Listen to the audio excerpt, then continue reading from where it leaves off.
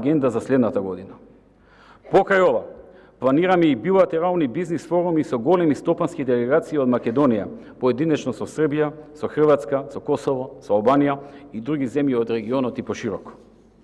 Сите досегашни активности помогнаа во донесување на крупни глобални компании како што се Johnson Matthey од Британија, Johnson Controls и Kemet Electronics од Америка, Motherson Group од Индија, Prote Group од Русија, Dachser-Meyer и Crombet и Schubert од Германија, Технокозе од Италија, Jever Company и ТАФ од Турција и многу други. А сега, почитувани присутни, ќе се осврнам на еден многу значаен дел за вас, како стопанственици и бизнисмени. А тоа е проблемот со доцнењата во повратот на ДДВ и исплатите по договорни услуги од страна на државните институции.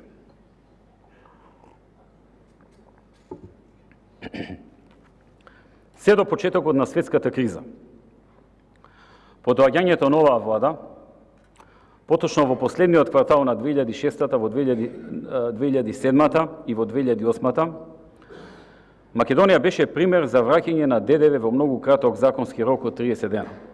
Ова го велам затоа што во законите на други земји е пропишано враќање на подолг период, некаде 45 дена, некаде 60 дена, и тоа е најчесто во регионот, или пак во најголем дел од земјите низ Европа воопшто нема рок во законот, како Германија, например, што подразбира враќање веднаш или кога ќе се создадат услови.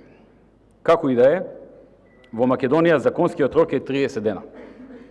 Ова го потенцирам за да дадам до знание дека доколку сакавме како влада да ги отфрлиме критиките за доцнењата, можевме многу лесно да се повикаме на фактот што голем број европски земји, многу побогати и помокни, враќаат ДДВ во подолг законски рок. Меѓутоа, тоа не го направивме. Тоа можеби ќе ни помогнеше нам, но не и вам. И од тие причини не повлековме таков чек. Сепак, овој законски рок веќе еднаш беше нарушен.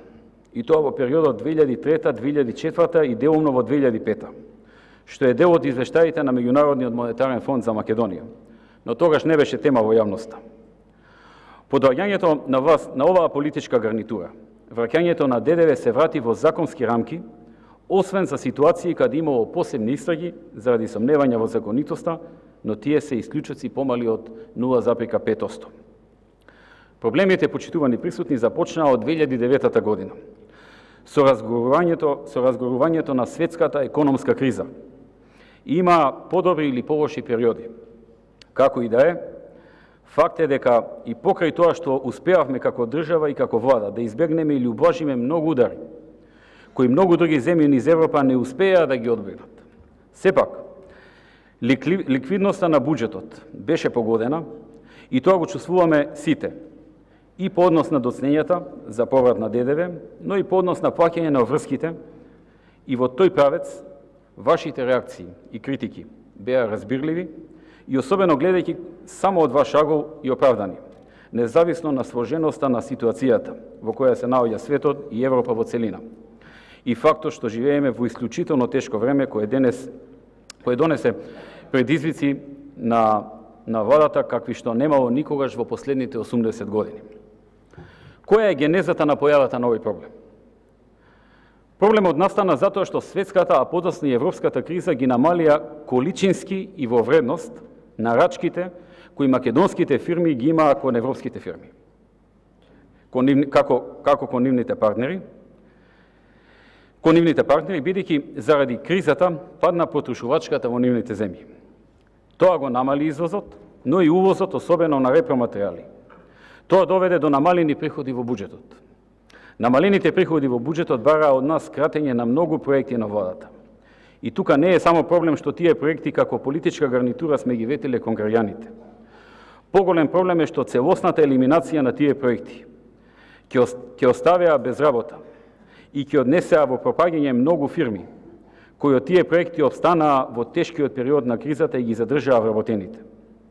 Како и да е, ние сепак намаливме дел од активностите, преходно предвидени, но направивме и компромис со тоа што сепак најголем дел од проектите ги продолживме, иако со забавена динамика и задоцнувања во плаќањата, без позначено да се зголеми задолженоста на земјата.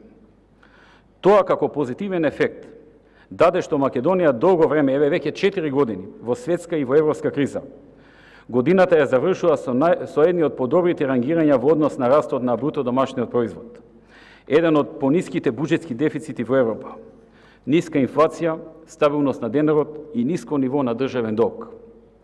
Тоа помогна и да не почне повторно да расте невработеноста, која за разлика од речиси сите земји во Европа, успеавме во овој кризен период да ја задржиме на нивото од 2008-та, кога започна светската криза, а при тоа не намаливме ниту плати, ниту пензии, ниту социјални помошти или субвенции на земјоделците, дури некои од нив ги изголемивме. Не беше лесно да се изведе ова. И во тој правец дозволете да изразам задоволство од посветеноста и стручноста на моите соработници, како и на Централната банка. Сепак, оваа политика имаше и понекои слабости. Односно, со медицински жаргон кажано, нус појави, кои ние ги предвидовме и внимателно ги следевме. А главната таква нус појава беа токму доснењата во плаќањата од буџетските институции. Повеќето од вас знаете дека јас како премиер, но и економскиот тим во владата сме многу отворени за контакти, средби, предвози, идеи, комуникација и соработка, како со стопанските комори, така и директно со компаниите. Тоа многу ни помогна во работењето, носењето на одлуки, намалувањето на бројот на пропусти и постојано следење на реалната состојба во економијата. Од она што го имам како информација, во последните 6 до 9 месеци главен проблем од оние проблеми каде што владата може барем деломно да влијае е доснењето на плаќањата. Штом за вас тоа е главен проблем, автоматски тоа е и за нас. И ние сите во економскиот тим и владата сериозно го анализиравме ова прашање во изминатиот период и начините на негово надминување. На база на тие анализи, ние донесовме одлука која денес ќе ви ја соопштам. Таа е одлука која ќе го елиминира проблемот на доснење на плаќањата на државата кон стопанството. Со таа одлука ви соопштувам дека почнувајќи буквално од утре, доцнењата во повратот на ДДВ и плаќањето на фактурите постепено ќе се намалуваат со цел до крајот на февруари 2013 овој проблем целосно да се надмине. Нашата цел и ветување кој ви го давам денес е до крајот на ноември да завршиме половина од оваа наша цел, а до крајот на февруари проблемот да биде целосно елиминиран. Средствата за реализација на ова ветување се обезбедени. Наша втора цел е по неговата елиминација да не дојде до повторна појава на овој проблем во текот на следната година. И тоа е ставено како приоритет при креирањето на фискалната политика во 2013 година. Сепак, морам да повлечам дека оваа одлука не ја донесовме само заради вашите барања и критики, туку и заради проценката на економскиот тим, дека досегашната политика го даде својот ефект во максимум време колку што може да го даде и дека таа треба да претрпи мали корекции со цел истата да не стане контрапродуктивна. Или, повторно, со медицински речник кажано, време е за мала промена на терапијата. Се разбира, ако и европската должничка криза ја споредиме со одредена болест која се уште трае, а обврска на економскиот име да се справува со неја. Како што веќе кажав, Македонија е држава која меѓународните финансиски институции ја сврстуваат меѓу земјите со понизок буџетски дефицит и задолжување во Европа и здрава и стабилна макроекономска политика. Во овие времења тоа е голема предност и важна информација за секој потенцијален инвеститор. Нашиот план е Македонија да продолжи и понатаму да биде една од земјите со најнизок буџетски дефицит. И покрај тоа што во промената на овој концепт се предвидува мало зголемување на буџетскиот дефицит за околу 1%, оваа и за околу 1% следната година, односно приближно 3,5% буџетски дефицит во 2012 година и околу 3,5% во 2013 година, со тенденција на негово натамошно намалување после 2013 година. Овие наши намери ги споделивме со представниците на меѓународните финансиски институции за да го чуеме и нивното мислење, како Меѓународниот монетарен фонд и Светската банка. Тие ја сметаат за позитивна оваа мала краткорочна промена во макроекономијата. Би сакал да потенцирам дека Светската банка начелно најави подготвеност да ни помогне преку издавање специјална гаранција за Македонија, со цел затворањето на целиот буџетски дефицит за оваа и следната 2013 година, да биде со најмали можни трошоци, или поточно, со камата на отворениот пазар од околу 4,5%, што во услови кога пазарната камата за Македонија во моментот е околу 8 до 9%, ќе се согласите дека тоа е одлична комбинација.